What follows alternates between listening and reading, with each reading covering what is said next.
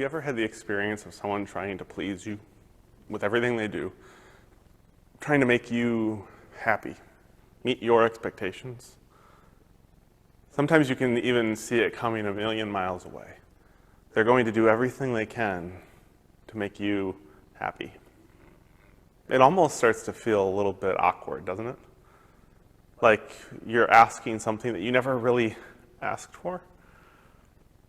But we do that, don't we? We try to please others.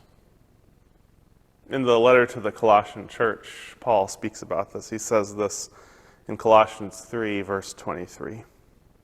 Whatever you do, do it from the heart, for the Lord and not for people.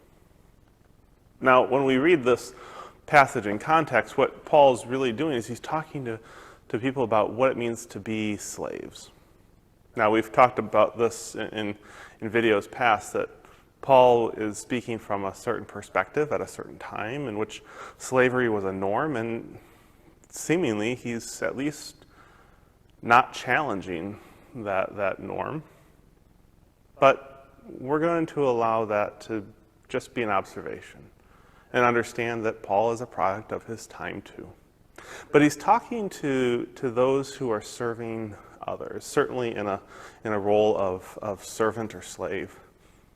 But we are called to serve as well. So we can glean something from this. Paul's reminding us that when we do work, in anything that we do, what is its intended purpose? Or rather, who are we intending to please? Are we intending to please others? Or are we trying to please God? Are we trying with all our heart to please God? It's not that pleasing God is the only way that we receive God's love. It's that pleasing God, doing that which will please God, is our response to God's love, right? And so in all that we do, it's not to please others. It's not to be in other people's good grace. It's to please God. It's to serve God, and when we serve others, we serve God. When we care for others, we please God. When we meet the needs of others, we please God. When we do good in the world, when we add goodness to the world, we please God. But how do we know that we're doing that? Well, maybe it begins with just asking ourselves that question. Who or what am I trying to please? Because here's something I've learned over time, is that when I do things that have the intention of pleasing other people rather than pleasing God, I'm usually disappointed. I'm usually let down because that person or those people who I am trying to please aren't as pleased as I might have expected. And so I've spent all that time, all that energy, doing what was impossible.